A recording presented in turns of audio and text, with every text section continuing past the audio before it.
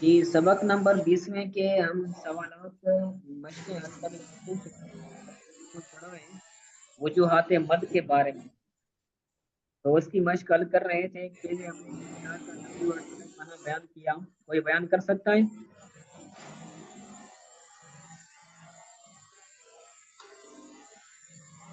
یہ مقدار جی کا حضور، لفظی اور آواز اصطلاحی معنی کیا ہے؟ عتیق الرحمان آواز صاحب۔ تھوڑی جی جی، مقدار کا لغوی معنی پوچھا حضور؟ جی جی، لفظی اور اصطلاحی دونوں جی معنی بتا دیجیے۔ جی جی، مقدار کا لغوی معنی ہے اندازہ لگانا، اندازہ، اور اصطلاح تجوید میں آ، مد کی درازی معلوم کرنے کو مقدار کہتے ہیں۔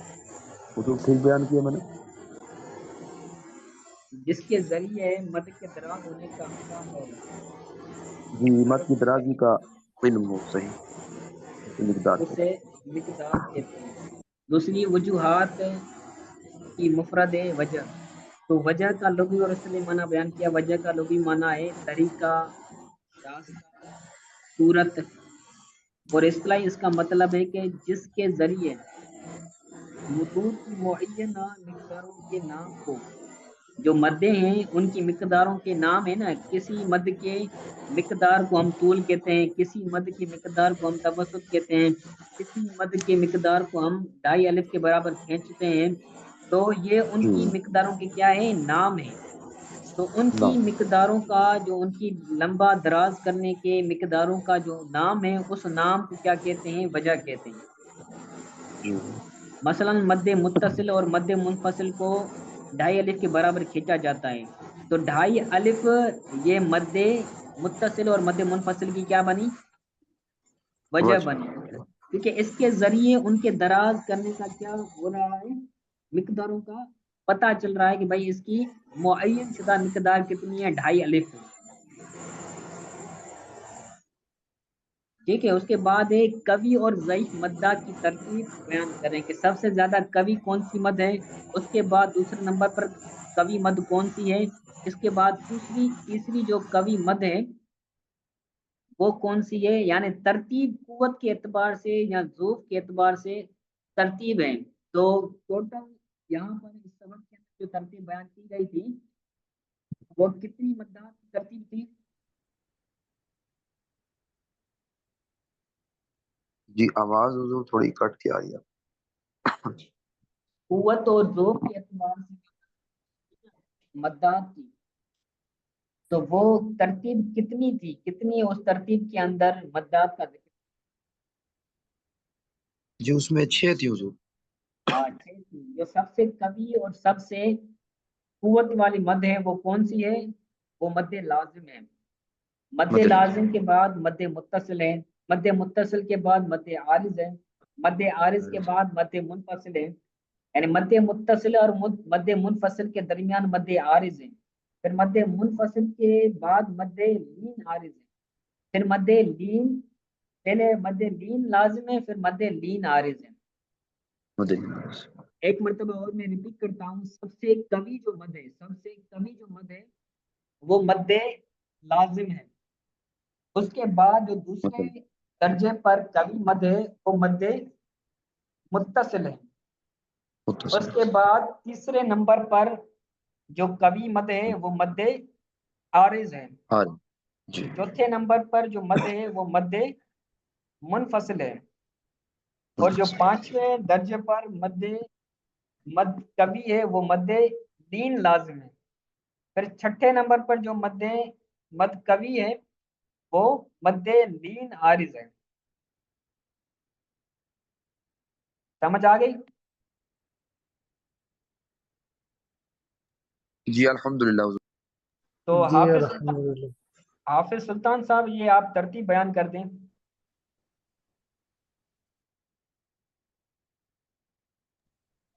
جی استاد صاحب، سب سے پہلی جو قوی مد ہے وہ مد لازم ہے، اور نمبر دوسری پہ مد متصل ہے، اور نمبر تیسری پہ مد عارض ہے، نمبر چوتھی پہ ہے مد منفصل، اور پانچویں پہ ہے مد لین عارض، मध्य लीन, मध्य लीन लाजिम और मध्य लीन लाजिम, और छठी पे है मध्य लीन आरिस, सबसे शाबाश छोटी। शाबाश, जबरदस्त। और किसको याद है? जी हुजूर, मैं सुना दूं। ठीक है, फिर आगे बढ़ते हैं, सब टाइम कम है, जी ठीक। तमाम सवाल हल कर लें। तो आगे मद्दात की मिकदारों की तफसील बयान कर रहे हैं। तो हमने पीछे पढ़ा था ना, सबक नंबर 19 के अंदर हमने पढ़ा था कि किस मद को कितना खींचना है। जैसे हमने पढ़ा था मध्य मुत्तसिल और मध्य मुनफसिल को कितना खींचना है, 2.5 अलिफ के बराबर। मध्य मुत्तसिल और मध्य मुनफसिल को 2.5 अलिफ के बराबर खींचना है। इसी तरह जो मध्य आरिज और मध्य लीन आरिज, तो इनके अंदर तीनों सूरतें जायज थी। तूल भी जायज था, कसर भी जायज था, और तवसुत भी जायज था। कसर का मतलब क्या है? उस हरफ की जो अपनी हैयत है, उस हैयत के अंदर पढ़ना, ये उसकी कसर कहलाती है। और 2 अलिफ के बराबर खींचना, ये तवसुत कहलाता है। और 3 अलिफ के बराबर मद को खींच कर पढ़ना, ये तूल कहलाता है। सही है, तो ये मद्दात की मिकदारों की तफसील है। कल भी सवाल हुआ था ना।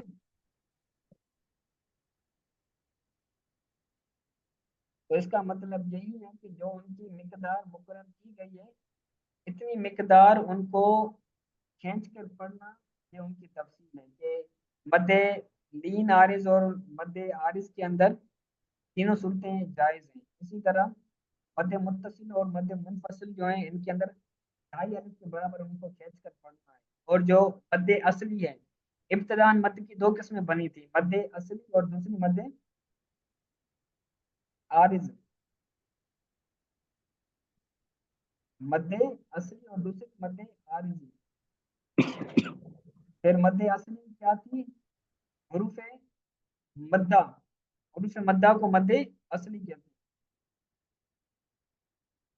सही है, तो इनकी मिकदारों को क्या कहते हैं? इनकी मिकदारों की जो मुकर्रर मुकर्रर शुदा मुद्दत है कि इसको इतना लंबा करना है, इसको इतना खींचना है, तो ये उनकी मिकदार है। और उस मिकदार को, ये जो तफसील बयान की गई है, तो इनकी मिकदारों को इनकी तफसील कहा जाता है।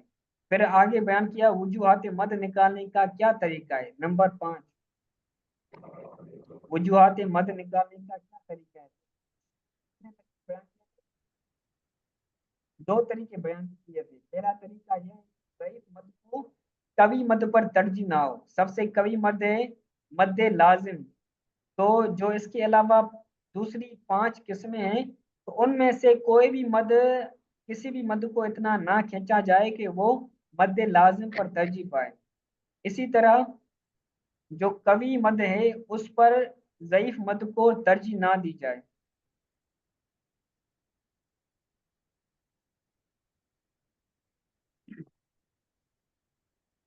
माशाल्लाह। वजूहात मद निकालने के 2 तरीके बयान किए थे। एक तरीका है कि कवि मद को, ज़ईफ मद को कवि मद पर तरजीह हासिल ना हो, कि जो कवि मद है वो मरजू अले ना बने, बल्कि वो राजे बने। और जो ज़ईफ मद है वो मरजू अले बने, यानी तरजीह मद कवि मद को हो, और जो मद गैर कवि है, ज़ईफ है, उस पर तरजीह हासिल ना हो, यानी उसको कम खींचा जाएगा, मद कवि को ज्यादा खींचा जाएगा। मसलन अगर मद मद मुत्तसिल को तूल दे रहे हैं, 3 अलिफ के बराबर खींच रहे हैं, तो उसके बाद जो मद मुत्तसिल है उसको हम तूल नहीं देंगे, बल्कि उसको तवसुत देंगे, या फिर उसको 2.5 अलिफ के बराबर खींचेंगे। ठीक है, इसी तरह जो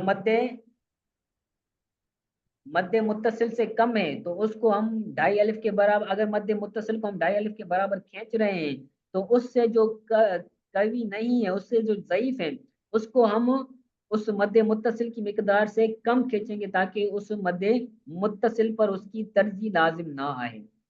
तो ये पहला तरीका था। दूसरा तरीका ये,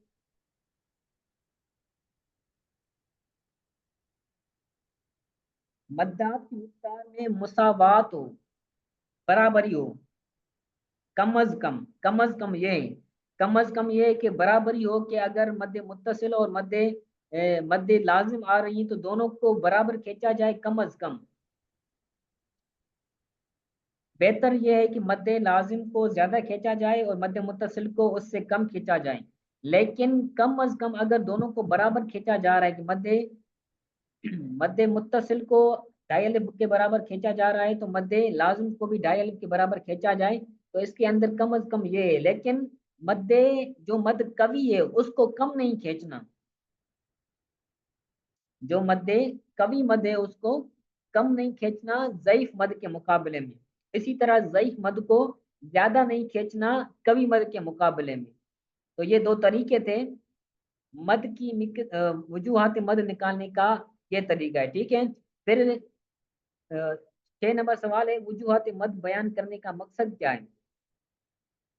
वजूहात मद बयान करने का मकसद ये है कि बंदा तिलावत के दौरान शुरू के अंदर जिस मद को जितनी मिकदार के अंदर खींच रहा है, तो तिलावत को खत्म करने तक उस मद को उसी मिकदार के अंदर पढ़ना, ये मकसद है। कि अगर बंदा मद्दे लाजिम को शुरू के अंदर 3 अलिफ के बराबर खींच रहा है, तो फिर आगे तिलावत के दौरान वो मद्दे लाजिम जितनी मर्तबा आए तो उसी को उतनी मिकदार की ही इतना ही लंबा खींचेंगे जिसको पहली मर्तबा जितनी मिकदार उसको खींचा गया था, कि पहली मर्तबा उसको 3 अलिफ के बराबर खींचा गया था, तो अब भी जब कभी भी वो मद्दे लाजिम आएगी तो उसको भी 3 अलिफ के बराबर खींचा जाएगा।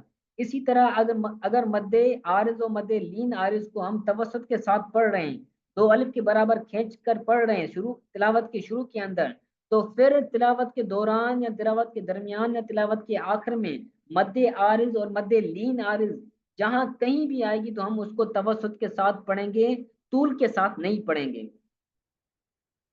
तो मकसद ये है, वजूहात मत बयान करने का मकसद ये है कि तिलावत के अंदर जो उनकी मिकदार है उनकी मिकदार को बराबर रख कर पढ़ना है।